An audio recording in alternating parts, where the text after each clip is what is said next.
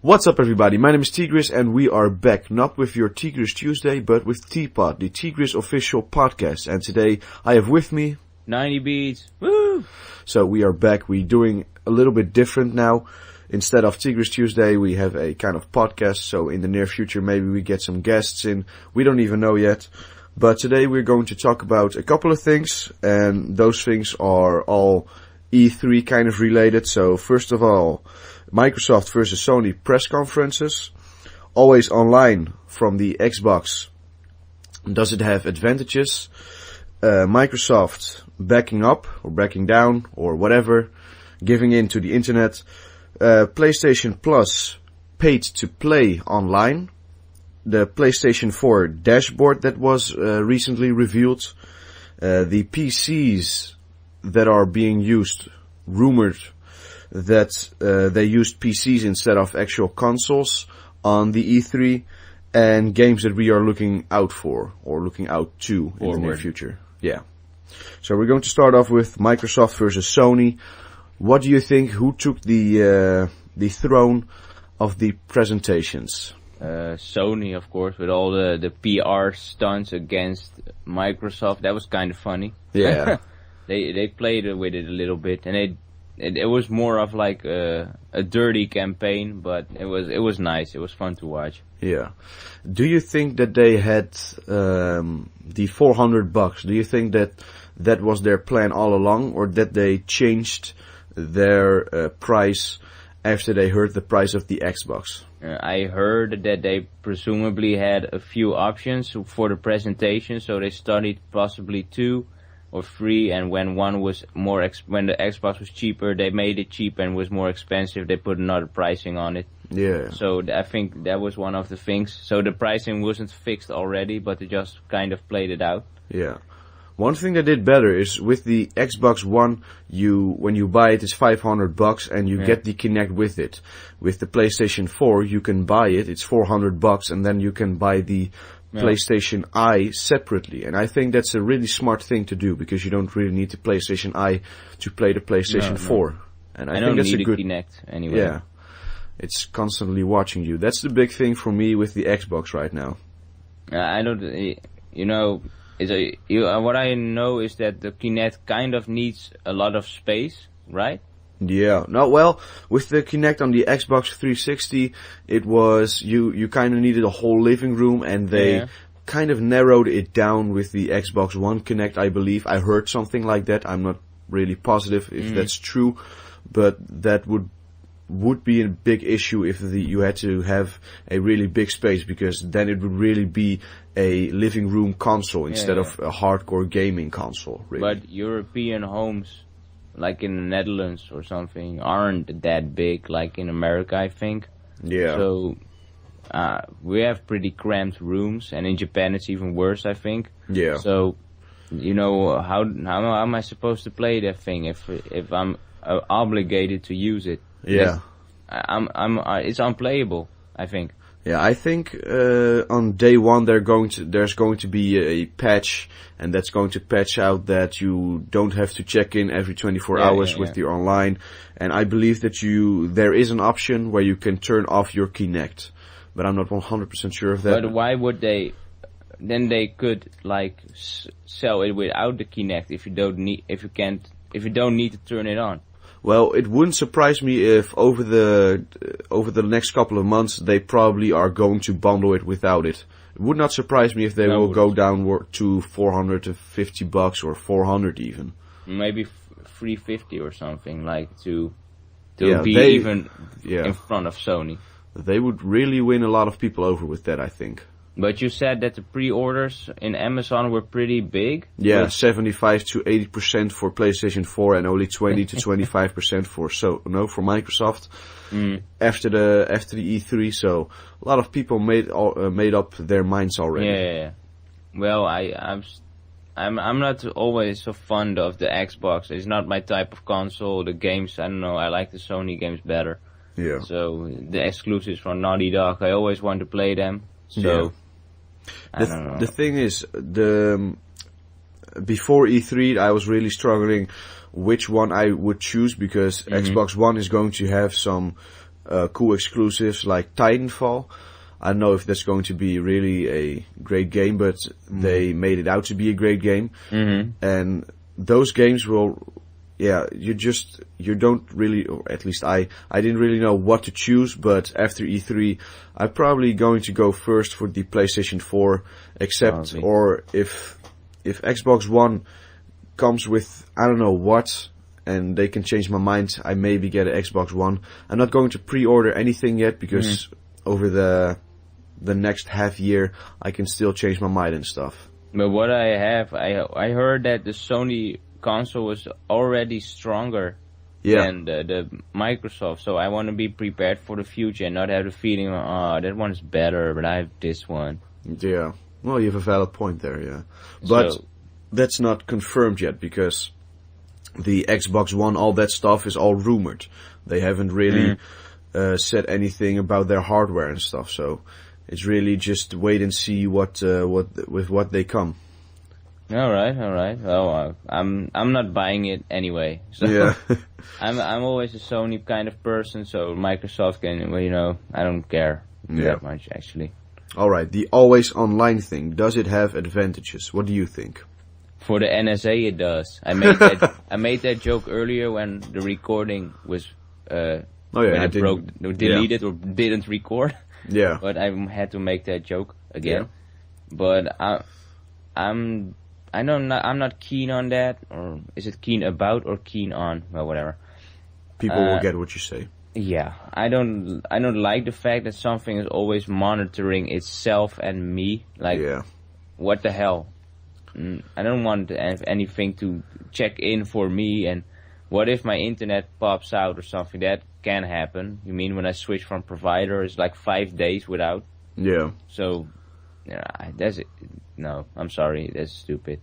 Well, there are some advantages, I think, because when you're always online, you have, if there is a patch or something for the Xbox One, and you're not at home, it will download it, and you don't have to wait like an hour or something to download that patch and then install it and stuff, so it will do that for you, and you can go online faster. Sorry to interrupt, but that is not with every developer. I know that the producers from Gran Turismo tend to put 1 gig of an update in it, so that's waiting an hour, but like 19 MB or something, that's 10 seconds. Yeah. Whatever. So I don't mind that. And gaming and getting a patch and then installing it while I'm gaming or something, I don't need that. I'll just wait it out. I'll survive that. I know it can be irritating when it's really a big file, but the fact that something is always online, it can also record my game in the background or something and upload my data when I'm not there, or when I'm gaming. Let me put it that way. It's still enough data, I think. If I race, for example, 5 laps, it can record my time and route or something. Yeah. While I'm gaming, and do I have to always be online for that when I don't race? How does he record my, like with Forza or something, how does it record my gaming experience while I'm not gaming? Yeah. It seems kind of weird to me. Yeah, but the thing is, with the always online, it's with the cloud gaming as well. The Forza World, I believe, or it's another racing game, when you're playing, they watch you.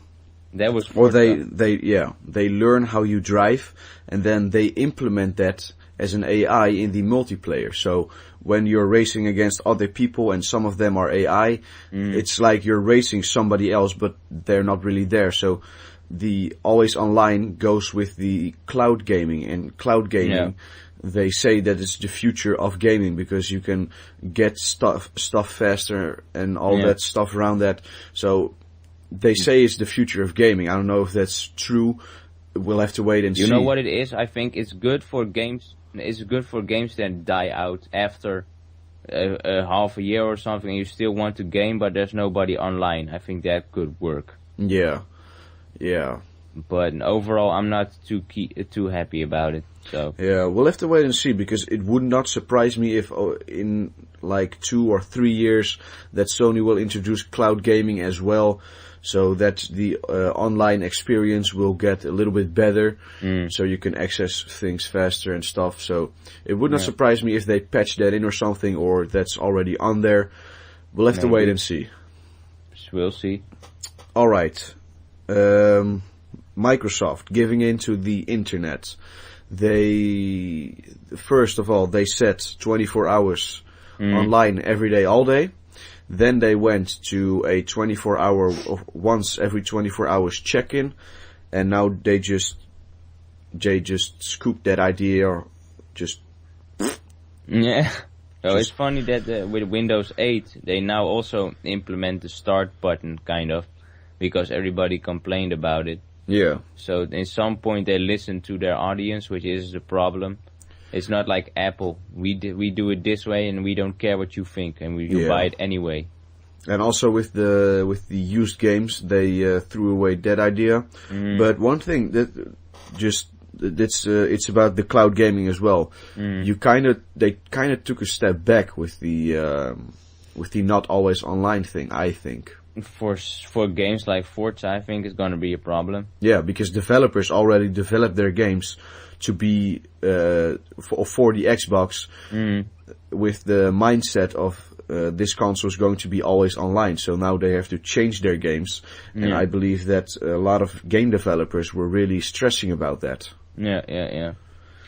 Well, I wonder how they're going to pick it up, but you know, they made a big promise, and then they threw the promise away in a few days. So yeah, I wonder. Maybe I definitely believe that it has some positive effects. That some people thought, oh well, that always online thing was kind of a problem, but now I don't mind that much. Yeah, so but perhaps they probably said, well, we listen to our fans, but in the back of their minds, they're like, well, we're going to listen to our fans because we want to make more money. But that's always the case, and you can't expect a company to not want money. That's yeah, that's right. So what do people expect? That Microsoft and Sony are some like holy companies, like saints, that only want to give us the best with a bad revenue? Yeah. They just need money. They need to exist. They want money. They want to pay their salaries. Yeah. So, you know, what do people expect? And I wonder how Microsoft is going to pick it up. But it's a valid point that they listen to their audience. So that's something to credit them about. Yeah. So the PlayStation Plus pay-to-play online. What do you think? Well, it's a USP for a unique selling point for them a long time ago, or when the introduction came of the PS3. Yeah. And like I said, that children that want to play online, but because Microsoft had a paid version, they couldn't convince their parents to get them to play online. And now they could say, I can still play online, and you don't have to pay anything for me, Daddy. And then you think, well, I don't have to give my credit card, so let him play. Yeah. And with Microsoft, you had to pay, and that was maybe a struggle. But they had, on the other hand, some kiddie games that could be sold. Yeah. But, you know, it was such a strong, valid point, and I was convinced that it worked, and I took it for granted. Not for granted, but I took it with the product that sometimes it could be offline. Yeah. But, you know, some things, you'd make concessions. And with Microsoft, when you have that paid version, it has to be online all the time, always. And now you expect it. And now you know, alright, it can happen often, but I don't pay, so I don't mind. Yeah. That's the thing that really drove me to the PlayStation 3. That you didn't have to pay, or you don't have to pay for the online thing. But I don't think it's a bad thing that they're going to a monthly fee on the PlayStation 4, because you don't only get to play online. You do get exclusive stuff. You get some stuff earlier. You get some demos and all that stuff around that. So it's not that you're only paying for that online part of the deal, but you're getting more stuff out of it. And it's funny that Microsoft promised some games too with Xbox Live, right? With the gold account, something that you could get Assassin's Creed 2 and Halo 3 or something. and they made some kind of people made jokes about it. Those games were so shitty old. And And that Sony actually gave new games practically for the half of the price or almost for free. They were really new games, and that was kind of like a Steam kind of thing. Yeah. The thing is, when at least I heard this, when the consoles drop, they sell at a loss, and they really make the money off of their game sales.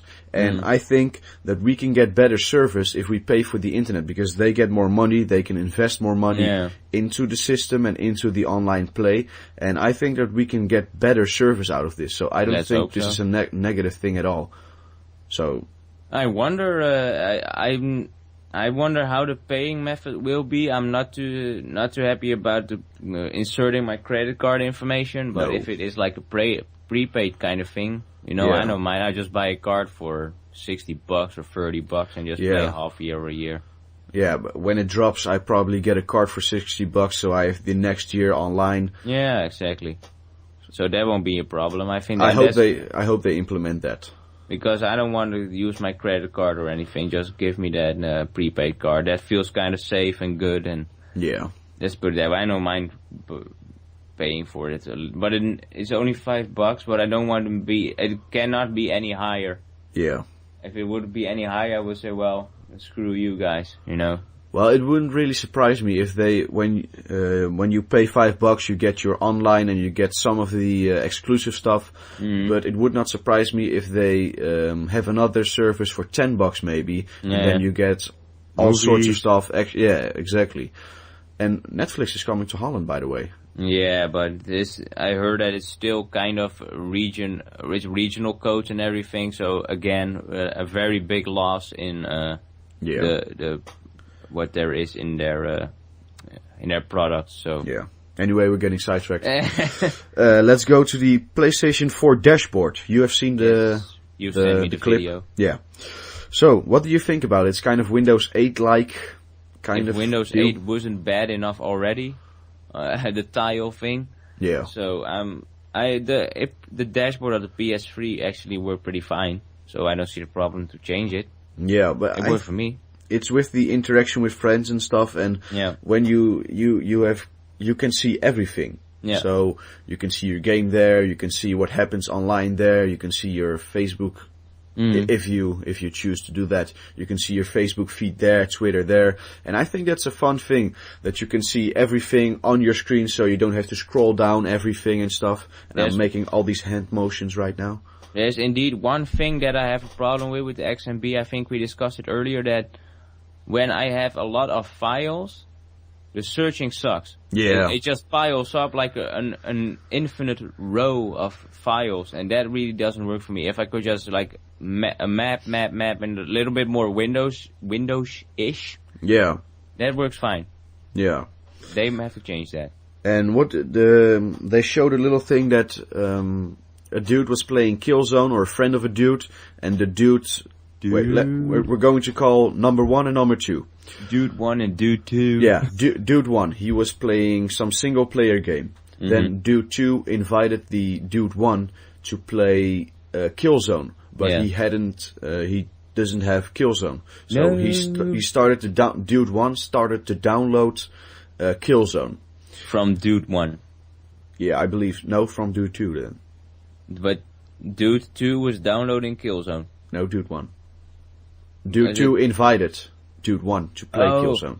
Dude 2 invited Dude 1, but Dude 1 didn't have Killzone. Exactly. And so he started downloading it, and I saw a fun thing that you can prioritize the multiplayer download first and then the single player download. You said that. You mentioned something like that. And I really like that because, the thing is, if you buy games like Steam and you download them without a disc, then that is a really good thing. But when you just have the disc, it doesn't really matter. All right, but I think it's a good step in the right way. But can you only download the multiplayer, or are you obligated to download both?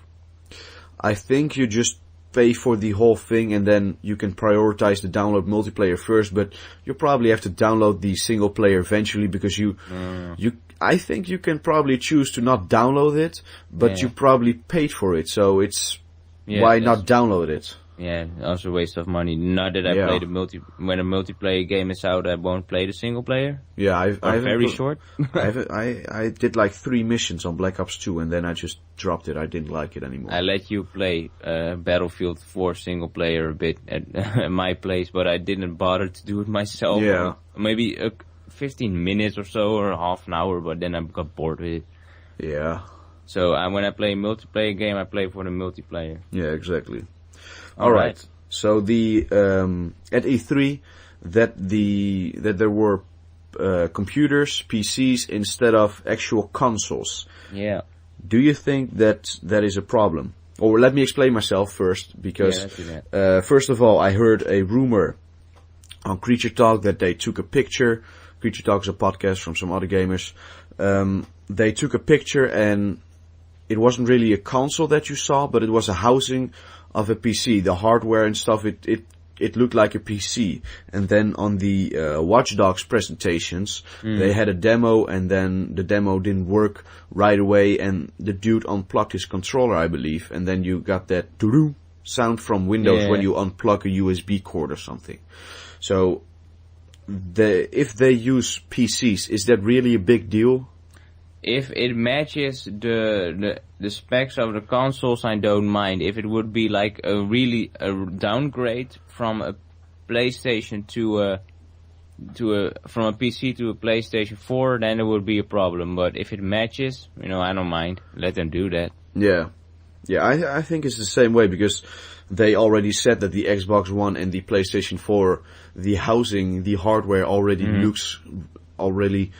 really looks like a PC, so maybe... You mean the architecture? Yeah, exactly. And maybe they used PCs, but they haven't finalized the PlayStation 4 yet, for example. I don't mind if, maybe they use hardware that is comparable, so why not? Yeah, but if it's really a step down from the PCs to the PlayStation, I'm going to be really mad, because they just presented us something that's not really that we're going to buy. No, if that makes sense. Marketing, right? Yeah. You have to keep people happy until they buy it, and then you'll see later how it works out. You have to sell first, and then you manage somehow. Yeah. So one thing I'm going to add in, you don't know about this. Oh God. What do we think about the controllers? Oh, right. We discussed it. Because they discussed it on, I don't know if they discussed it on Painkiller already, or Woody just did it on a commentary. That the Xbox One controller, it's just pretty much the same as the Xbox 360 controller, but the PlayStation 4 controller, it's really a step forward from the PlayStation 3 controller. It's a little bit bigger, the buttons are a little bit different, you kind of have some grip kind of thing. If your palms get really sweaty, you still have that grip. So I think PlayStation took a step in the right direction, making it a little bit bigger and stuff. I thought that the Xbox controller looked rather cheapish. Maybe not. I don't know what the color scheme of that product seemed high tech, but also kind of, what Samsung does. It's all very high tech, but when you drop it just breaks in 1,000 pieces. So Sony is kind of the HTC, and Microsoft is kind of the Samsung. They don't sell as much as Samsung, but the quality is higher. Yeah. And it feels durable. I didn't have problems with the PlayStation controller. I actually never had that. Maybe with the trigger buttons, that could be a little bit different, and the analog sticks could be a little bit higher. But I think they countered that problem with making it a little bit bigger. Yeah, people complain a lot that the PlayStation 3 controller is really small, but if you there are not many people that have really big hands. And a friend of mine, for instance, he is like a feet taller, 30 centimeters taller than I am, and he has big hands, and I haven't heard him complaining about the PlayStation controller. So I think it's how you put your hands on that thing. If you don't do it, if you want to put it really,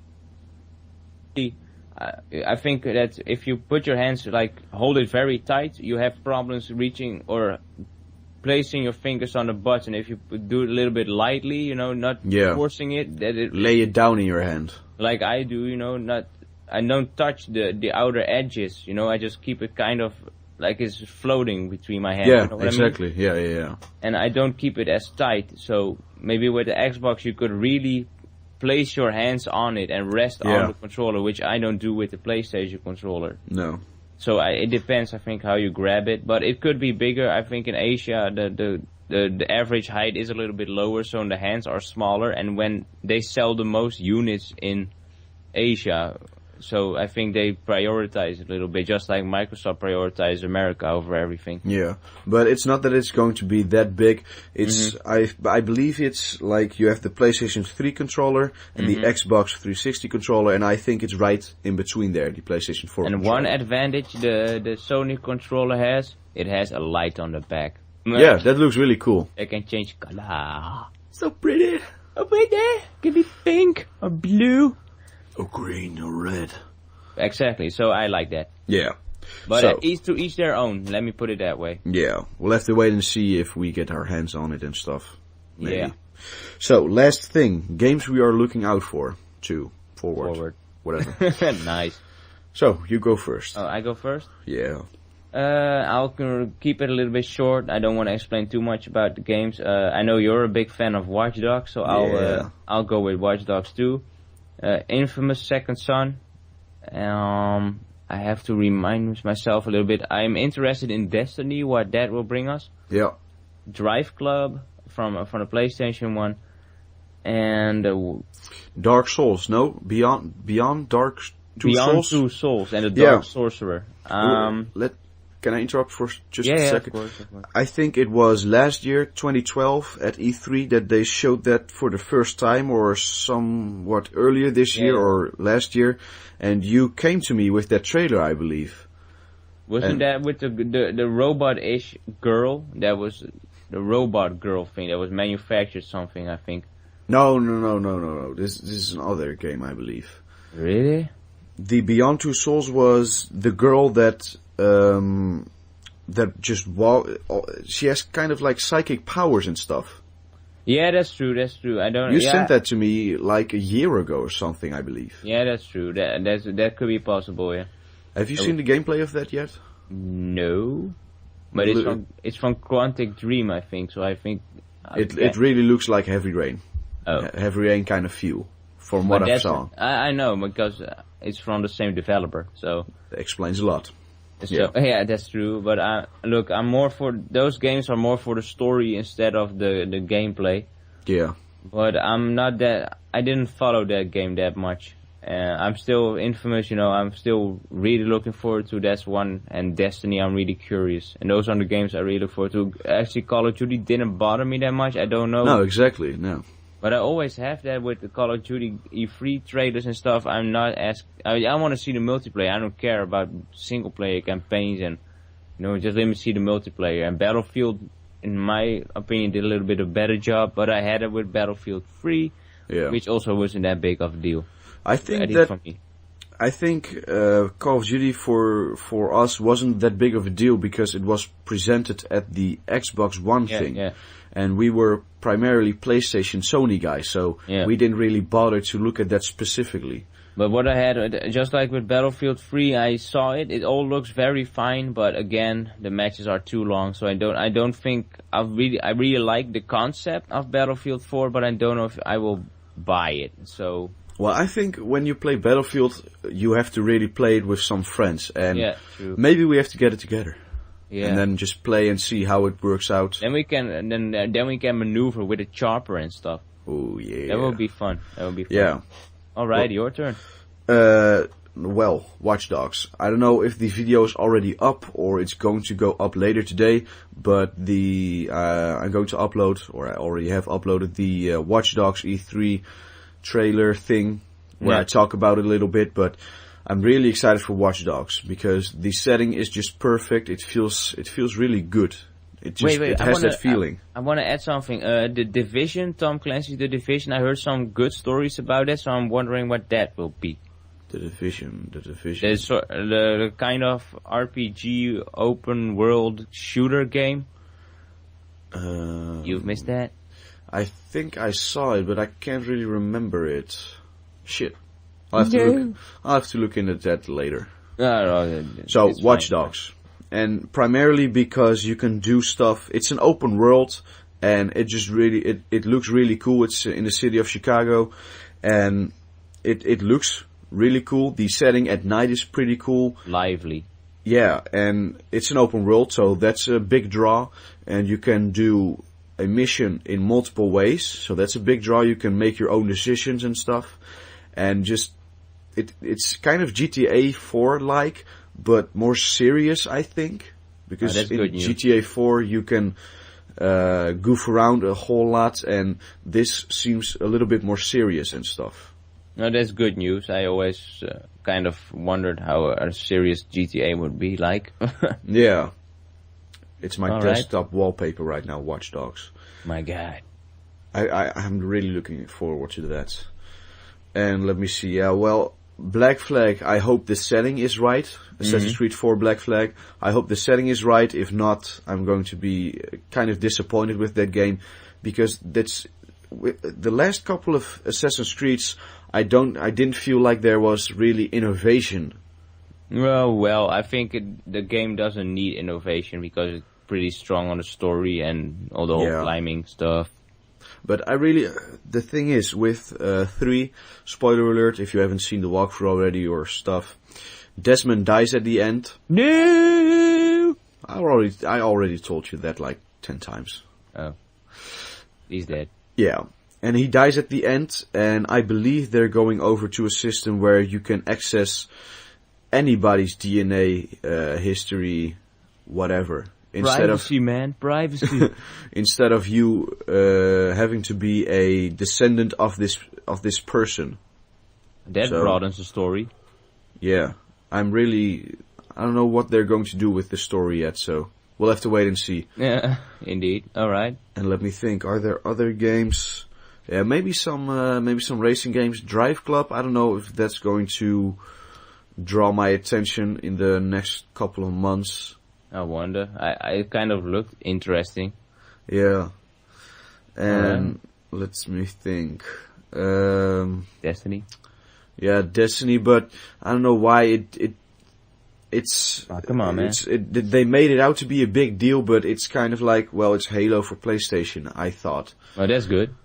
Yeah, but yeah, we'll have to wait and see, because I don't really have a feel for that game yet. That's the problem. I really need to know how it plays. My God. We'll have to wait and see when all that stuff drops and stuff. And stuff.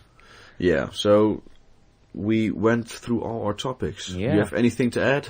Nope. Well, before we hop off, last time we talked about the open world racing game. But before we get into that for a second, last week, I believe, we tried to do this commentary, but my Skype just updated and I had a older version of a recorder that records Skype, so now we had to get another Skype, and now we're recording with that, and oh shit, I hope that I'm recording with the right one. I hope so too, because it would be the second time that we wasted almost like more than half an hour talking. Yeah. We'll have to wait and see. But last time we talked about the open world racing game. It's kind of like the GTA 4 kind of world, like Watch Dogs kind of world.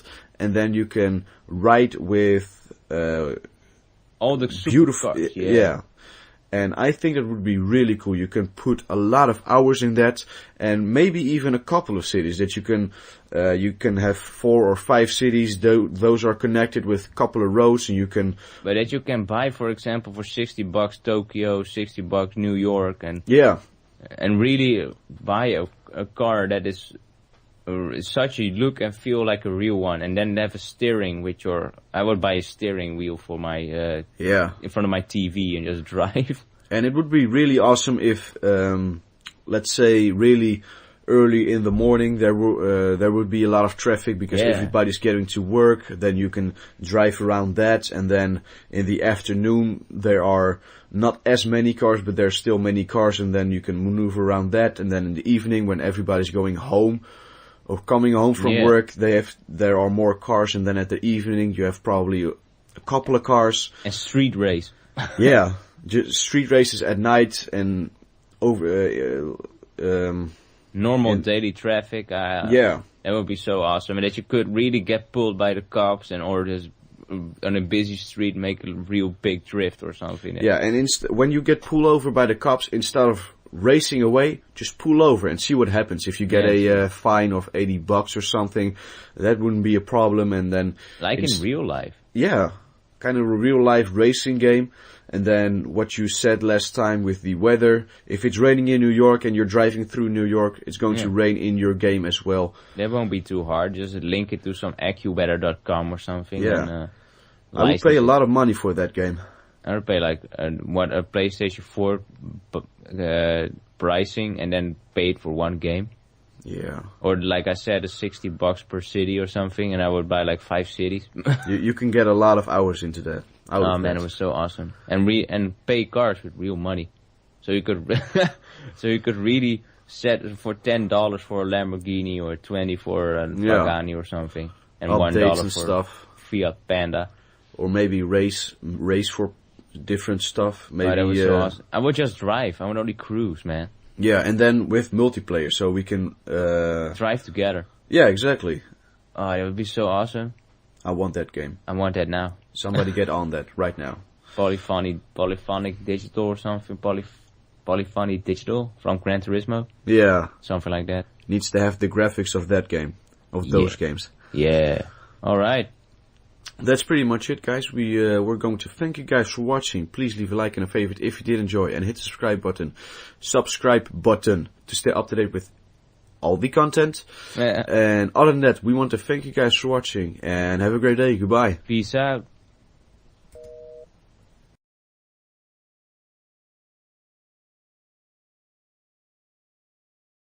What's up, everybody? My name is T-Grizz, and you're watching the Watch Dogs E3 trailer exposed. And today